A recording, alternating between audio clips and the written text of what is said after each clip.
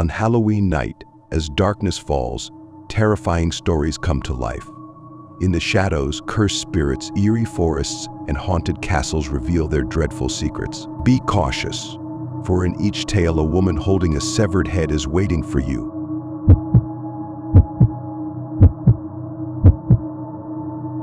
When I was 14, my friends and I decided to have a Halloween bonfire at Jack's house. His house was on the edge of a rural town, surrounded by miles of dense forest. That night, the air was chilly, and a thick fog rolled in as the fire crackled and the sky darkened. After a while, I felt the need to leave the crowd and wandered to a nearby clump of trees. The soft glow of the campfire faded behind me as I stepped into the darkness. I was about to go to the bathroom when something caught my eye. A dark, shadowy figure stood in the woods, about 50 yards away, barely visible through the fog. Startled, I turned around, but the figure was gone. I shrugged, thinking it was probably a trick of the light or the lingering smoke from the fire. As I turned to finish, the figure appeared again, clearer this time, a shadow moving along the edge of the woods, just out of reach of the campfire. It seemed to be watching us. I hurried back to the fire, my heart pounding. "Guys," I stammered, "there's someone out there, in the woods." Jack's face was pale. Without a word, he ran into the house and returned with his father. His father, a tall, muscular man, picked up his rifle and headed into the woods, the rest of us following at a safe distance. Tension hung in the air as we waited. Jack's father peered around the tree line, rifle ready. Minutes passed, each second longer than the last. Finally, he turned back to us, shaking his head. "There's nothing out here," he said, though his voice lacked conviction. But I knew what I had seen. The figure didn't go away, it was watching, waiting. As night fell, an eerie silence fell over the woods, broken only by the crackling of the fire. We tried to shake off our worries and continue the night, but every now and then I caught a glimpse of movement at the edge of the trees. No one else saw it. No one believed me. When I got home that night, I couldn't sleep. My mind was haunted by the dark figure lurking in the woods. Was it real? Was it real? Was it all in my head? The next morning, Jack called. His voice was shaking. "We found something," he whispered. "What?" "Footprints. Right where you said you saw them." My stomach dropped.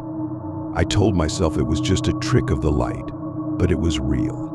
Days passed, and nothing happened. The sheriff found no one in the area, and slowly, the memory of the figure began to fade. But I couldn't shake the feeling that something was wrong, that someone had been watching us that night with dark intentions. 2 weeks later, the local news reported that a boy from a nearby town had gone missing. His last known whereabouts? A Halloween bonfire, not unlike the one we'd been to. My heart pounded in my chest as I read the article. The details were eerily similar: a rural area, a dense forest, and an unidentified figure spotted in the woods, just like the one I'd seen. That night, I couldn't sleep. Every creak, every rustle outside sent a chill down my spine. Around midnight, I heard a soft tap on my window. I froze, my breath catching in my throat. I slowly turned to look. There, just outside the window, was the shadow. Taller, closer, clearer than ever. Its face was hidden in the darkness, but I could feel its eyes on me. My body was frozen with fear. I couldn't move, couldn't scream. The figure raised its hand and pointed straight at me. In that moment, I realized something horrifying. It wasn't coming for the boy by the campfire. It was coming for me. It had been watching me from the start, stalking us not out of curiosity but out of hunger. It was waiting for the right moment, the perfect opportunity when no one was looking. If only no one had noticed it that night, if only I hadn't seen it, what would have happened? The thought made my skin crawl. It wasn't just a figure in the woods, it was something much worse. Something that took children, devoured them, and left nothing but footprints, fading into the wet ground. And if it succeeded, I would be next.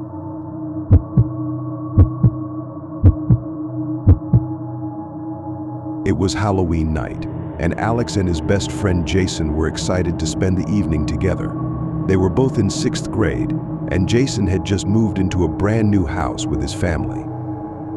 The house was still mostly empty since the family hadn't finished moving in, but it didn't matter to the boys. They had the whole place to themselves for the night.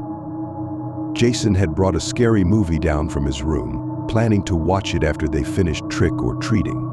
He placed it on the couch in the living room before they headed out. The streets were buzzing with the sounds of Halloween children in costumes running from house to house, collecting candy, and the occasional scream from a haunted house nearby. After a few hours, Alex and Jason returned home, their bags full of candy and their minds still buzzing with the excitement of Halloween. But when they entered the living room, something was wrong. The movie Jason had left on the couch was gone. They searched the entire house, top to bottom, but the disc had vanished without a trace. "It's probably upstairs," Alex suggested, but after another hour of searching, the movie was still nowhere to be found. Frustrated, Jason picked up the phone to call his dad, who was out with Jason's younger brother. Just as they were casually chatting, the lights in the house flickered once before plunging into complete darkness. The boys peered out the window to see if the whole neighborhood had lost power, but no, the houses across the street were still brightly lit. Panic started to creep in as Alex grabbed his phone, using its dim light to call Jason's dad. His dad reassured them it was probably just a tripped circuit breaker and told them how to reset it. The boys nervously made their way to the breaker room. A strange, pulsating glow emanated from behind the door, casting eerie shadows on the walls. Jason hesitated, and Alex pushed open the door. Inside, the glow wasn't coming from any normal light. It was as if something unnatural was illuminating the room. The air was thick, almost suffocating, as they cautiously approached the breaker. Suddenly, Jason gasped, freezing in place. His eyes widened in terror, but he couldn't speak. His hands trembled as he pointed behind Alex. But before Alex could turn around, Jason whispered in a shaky voice, Something grabbed me." Alex's heart raced as he fumbled to reset the breaker. The lights flickered back on, but the oppressive atmosphere remained. They bolted out of the room and ran to Jason's bedroom. Jason was pale, his eyes darting around the room as if he were expecting something or someone to appear at any moment. "What happened?" Alex asked, his voice barely above a whisper. Jason, still shaking, finally managed to speak. "When we were in the room, something touched my shoulder. But it wasn't human. It felt wrong." The boys didn't stick around to find out more.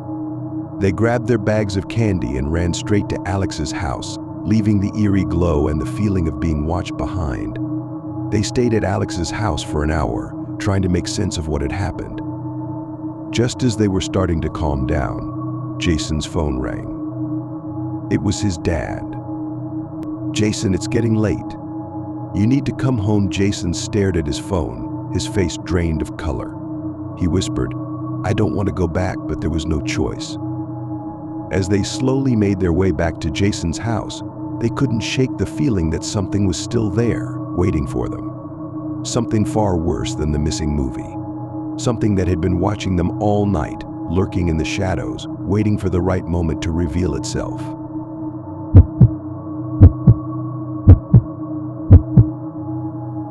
By the flickering light of a dying candle, the chimes of the midnight clock echoed through the vast, empty hallways of the old Henderson Manor. It was Halloween night, 1957, but there was no sense of celebration, only an eerie silence that hung in every corner like an ominous fog.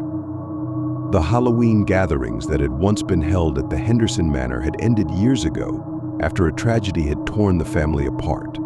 Now the great house lay in ruins, a graveyard of long-buried memories. John Henderson had lived a life without any apparent enemies, or so it seemed. His wife, Margaret, had always been by his side, and there seemed to be a harmonious existence in the suburbs. But beneath the surface, dark forces were at work. Lisa Martin, a woman driven by jealousy and unhealthy obsession, set in motion a chain of events that would end in John's untimely death. It had been Lisa's plan all along. She had watched, waited, and taken advantage of the vulnerable Claire Peterson, a woman she had trapped with whispered lies. Lisa had whispered that John was a monster, that he was a threat that needed to be eliminated. Driven mad by the poison Lisa had fed her, Claire had agreed to the unthinkable. The night John died was cold and clear. The doorbell rang and John, expecting nothing more than a group of trick-or-treating children, opened the door with a smile. His expression froze when he was greeted by a figure in a tattered black coat, face concealed behind a sinister skeleton mask. "Trick or treat," the stranger whispered in a distorted voice. Before John could react, the figure drew a gun from their coat. A single shot rang out, shattering the silence. The bullet struck John in the chest, sending him crashing to the floor, blood quickly pooling beneath him. His eyes widened in shock as his strength left him, body convulsing as life slipped away. The masked figure stood still for a moment, watching with cold satisfaction, before turning and disappearing into the night. The front door swung open, a chilling reminder of the horror that had just unfolded as the wind carried away the scent of death. At first, the police treated it as a senseless crime, a random act of violence. But as they investigated, the tangled web Lisa had spun began to unravel. The costume, the mask, the execution, it was all part of her sinister plot to eliminate her lover's husband, hidden under the cheerful guise of Halloween. But the death was only the beginning of the story. After the murder, the Henderson estate was abandoned, haunted by John's unsettled spirit. Neighbors reported hearing a ghostly doorbell ringing at night, followed by a whisper in the wind. Some claimed to have seen a figure standing in the doorway with a large hole in her chest. Margaret, consumed with grief and guilt, never returned. She knew that Lisa may have orchestrated John's death, but his restless spirit had yet to find peace.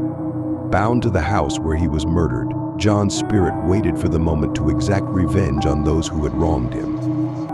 As the years passed, the mansion became a source of dark inspiration for the local townspeople. On Halloween night, brave souls would gather outside, daring each other to ring the bell, wondering if the silent visitor would answer.